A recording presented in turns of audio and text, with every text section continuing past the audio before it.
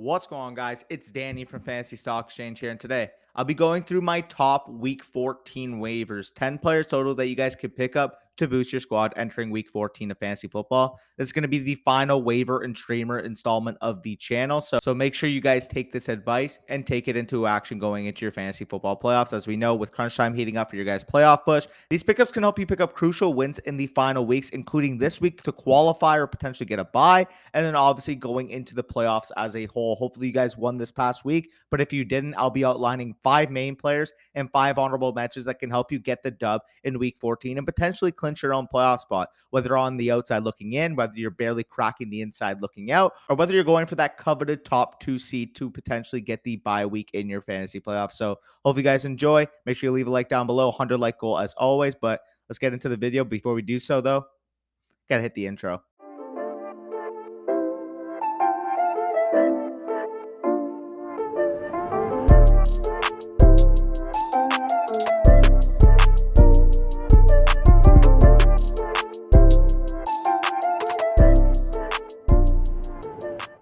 All right, before I get into the main players, here are some players that are probably rostered in your league, but check to make sure, guys in that 40 to 70% range that again, I expect to be owned in your league, but if they are available, go put that bid in. But Brian Robinson, running back of the Washington Commanders, looks like that clear-cut number one back for the Washington team. A team that has playoff hopes, a team that has playoff aspirations, has shown a dependency on the run game in the recent weeks. Brian Robinson has looked good, gotten volume. He needs to be rostered in every single league. Darius Slayton, wide receiver of the New York Giants, looks like their de facto wide receiver one was actually one of the mentions on this list in recent weeks. Yeah, like if he's available, scoop him up. He looks good. He's getting the volume. He's getting the routes. That's all you could really ask for from a potential flex option going into the playoffs. Michael Gallup, wide receiver of the Dallas Cowboys, past 2 weeks has really played well. And obviously with Michael Gallup 2 weeks ago, I mentioned him actually on the waivers recently as well. But 2 weeks ago, 5 for 63 line, 8 targets, commanded a 27% target share. This week followed it up with another 7-target game and scored 2 touchdowns in the Cowboys' rout of the Colts. He's looking like their de facto 2, potentially number 2, 3 if Odell Beckham is brought in, but that's not of our concern. Right now, we're operating as if Michael Gallup's going to be the 2 for this offense. So if he is available, go make sure you scoop him up. And speaking of the guy that might come in, Odell Beckham Jr. also needs to be rostered, especially if he comes to Dallas. Although the volume will probably go down across the board, this is still a very good offense. Number 1 offense in the NFL since Dak has come back. We want access to super, super high point totals. A Cowboys team that has put up 4 40-plus point performances in their past 6 weeks with Dak Prescott. So definitely need to go roster Michael Gallup especially, but Odell Beckham, assuming that he signs with the Dallas Cowboys. Jameson Williams, wide receiver of the Detroit Lions, mentioned him as my number 1 pickup last week. Relatively slow start, but that was expected coming off the injury. Still a great talent, elite athlete for a Detroit team that needs that number 2 weapon. And DJ Chark is showing exactly what type of upside can come with this offense. A recent string of good weeks. If you're worried about DJ Chark, though, Jameson Williams is a much better player, and I do expect him to assume that number 2 role as soon as he comes fully back. Obviously, after Amon St. Brown in this offense. Rondale Moore, wide receiver of the Arizona Cardinals. The Cardinals had their past bye week, but he's shown to be a really good player. Ball in his hands, commanded volume down the stretch. I think he needs to be rostered. Zonovan Knight, running back of the New York Jets, followed up a very good performance last week with another good performance this week. 20 touches, really looked good, 16.8 PPR points. Looks like that clear back after Michael Carter on that Jets team. Donovan Peoples-Jones, wide receiver of the Cleveland Browns, did score that punt return touchdown, so that did help boost his points this past week. But I know Deshaun Watson looked back, but realistically, he adds more upside to this offense than Jacoby Brissett will down the stretch. Donovan Peoples-Jones has looked good, and if Watson does play like the quarterback that I think he is, Donovan Peoples-Jones could be a realistic top 30 wide receiver down the stretch. Drake London, wide receiver of the Atlanta Falcons, 12 targets, 95 yards, really looked good. Offensive volume finally got up to the par that we were expecting, and down the stretch, I think if he could show this on a consistent basis, can be a wide receiver 3 type in your lineup. But wasting no more time, now let's get into the official top 5 waivers for me this week. Number 1, without a doubt, in my opinion, is James Cook, running back of the Buffalo Bills. Although Devin Singletary got the start in this game and was used more as a whole, rookie running back James Cook out-carried, out-targeted, and outproduced his Buffalo counterpart on Thursday versus the New England Patriots divisional rival. He finished with 20 total touches, 105 yards from scrimmage, and he really just looked explosive and like the juice that this offense needs. I get it. It might be a big-time projection to say, he's just going to flat-out usurp Devin Singletary in this pecking order in the backfield, but Cook has at least proven that he's a good NFL running back. And as a rookie, I think he has every opportunity to make that role jump in Buffalo. At this juncture, we want elite upside stashes for the playoffs, and Cook is just that. Yeah, you may not be able to start him consistently with Devin Singletary in the lineup. That's fine. But this pickup is more so looking at weeks 15 to 17, where, in crunch time, you need those W's. If anything were to happen to Singletary, or if James Cook were to just outright take the job, represents an elite top 15 level upside down the stretch. So James Cook definitely has to be rostered. If he's available in your league, I would spend the whole fab budget, 100% of the fab. What are you realistically carrying fab for at this current juncture? You need those elite upside stashes. You need those elite contributors in the fantasy playoffs if you want a chance. James Cook has the pathing to be able to be that league winner running back this year. Number 2 is Cam Akers, running back of the Los Angeles Rams. And the week that I finally buy into the Kyren Williams hype, the week that I'm finally ready to say, okay, you know what? Kyren Williams is the running back of the Los Angeles Rams. And I respected that snap and touch distribution from him last week.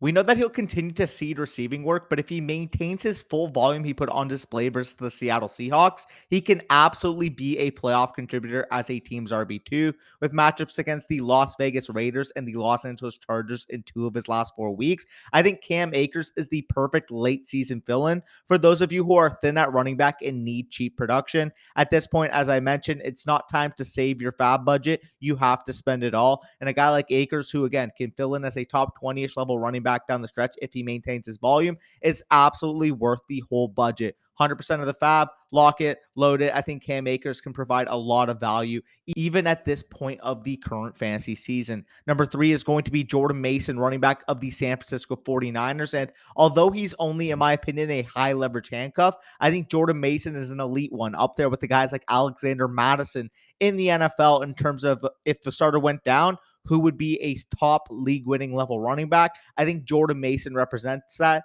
Obviously, we know with how great the 49ers run game situation is for any running back. And now we have confirmation that with Elijah Mitchell out expected for the rest of the season, with that knee sprain that he suffered, Jordan Mason becomes the pure handcuff to Christian McCaffrey. I think this is a full out stash play. We don't know exactly what type of situation in terms of standalone value that Jordan Mason represents with CMC as his backfield counterpart. But what we do know is that CMC is an older running back, a lot of touches under his belt. And again, if anything were to go wrong with Christian McCaffrey, Jordan Mason could be a downright league winner down the stretch. That level of upside, even if he's only relevant by implied value rather than production value right away, deserves all of your fab budget, in my opinion. Again, like I said, if anything were to happen to Christian McCaffrey, Mason would be immediate leverage for your fantasy football playoffs. Therefore, because of that leverage, because of that opportunity that is at hand for Mason, if McCaffrey were to go down, I think he is worth your whole 100% of your fab budget. Number 4 is going to be Jahan Dotson, wide receiver of the Washington Commanders. Keep in mind, he has a bye week this week. So if you're planning on picking up Jahan Dotson, you won't be able to put him in your lineup in week 14, as the Commanders are one of the few teams left that have not had their bye week. But Jahan Dotson, I mean, he's the rookie wide receiver, has finally usurped Curtis Samuel as the team's official wide receiver 2 based on usage. He outsnapped Curtis Samuel, targeted Curtis Samuel, and ran more routes than Curtis Samuel in this game, en route to a 9-target, 5-reception, 54-yard, and 1 touchdown line, especially with that nasty spin move he put on a defender. Looked like a very, very talented receiver. And as we know, we bet on young, high upside players late in seasons, and Jahan Dotson is that exact blueprint of that. Yes, you'll need to wait until after his bye. You can't plug him in this week, but I actually think this may prove more beneficial, especially if you've already clinched your playoff spot. Might be able to get him a little bit cheaper. Again, he has his bye week. He may go under the radar in your league, and I do think that if he is available, you have to pounce on him for the cheap. I think fab-wise, 20 to 30% should be able to get it done. If you have to spend a little bit more, so be it. But because he's on bye, I think fewer people are going to gravitate towards Jahan Dotson. Number 5 is going to be Nico Collins, wide receiver of the Houston Texans. 36 targets in his last 4 games for Houston. The volume hasn't been efficient, I get. Only 176 receiving yards on his 36 targets. But despite the inefficiency, he's still been a relevant top 40-ish level wide receiver. Again, we hope the efficiency can absolutely improve down the stretch in order to get some true upside, but the target load alone makes him a quality flex option down the stretch. Tough matchup this week against the Cowboys, but following that matchup against Dallas, he plays the Kansas City Chiefs, the Tennessee Titans, and the Jacksonville Jaguars, who are all favorable matchups against the wide receiver position. We know inherently that the Texans will be in some very positive passing game scripts as the worst team in the NFL currently, holding the number 1 overall pick. And with Nico Collins, he has the upside to turn his 4.9 yards per target into something more useful, which would give him a top 30 level baseline. We chase volume, although it's ugly right now, although it's extremely inefficient. If Nico Collins were to just start playing a little bit more efficiently, again, I think his baseline is a top 30 wide receiver. So in terms of fab, I think 10 to 20% should be able to get it done. Hasn't really had a huge blow up week, but the volume is what we're concerned with Nico Collins. My top honorable mentions this week are going to be Matt Collins, wide receiver of Las Vegas Raiders. Has really commanded that wide receiver 2 spot on Las Vegas. Obviously, we know Devontae Adams can be extremely relevant. Josh Jacobs, big part of their game plan, but Matt Collins has enough sturdy volume to be a top 40-ish level, reliable, deep end flex play for the rest of the season. Corey Davis, wide receiver of the New York Jets, really impressed this week. 5 catches, 85 yards, 9 targets, I believe, in this past week. But in terms of actual usage, Elijah Moore basically had similar usage, 7 targets. He just wasn't efficient with his targets. I don't know who to prefer down the stretch. I would slightly lean still towards Elijah Moore, given that he's young, given that he's explosive, given that his upside, what he showed last year, can still come out. But with Corey Davis, I mean, the performances have been there. I still think he's going to be a fine deep end flex option. And with Mike White at the helm,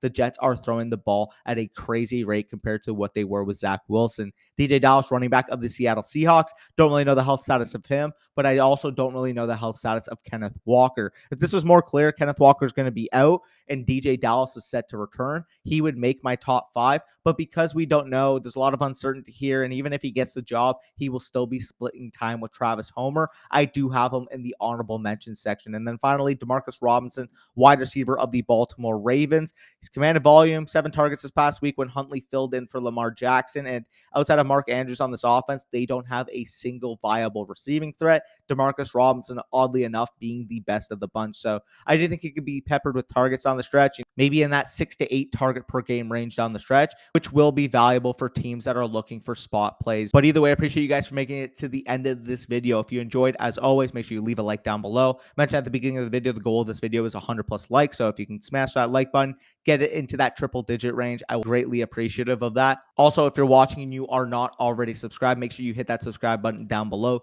We are on the road to 20,000 subscribers as always. I appreciate you guys for that continued support. But good luck in your matchups. We'll be dropping streamers later today, the final installment of streamers. So make sure you stay tuned to that. And of course, go win your matchups. Go clinch that playoff spot. Go celebrate in our live streams. Go celebrate in the YouTube comments that you made your playoffs, and ultimately keeping you on your goal towards a championship ring. But until then, take care. Wire me the money.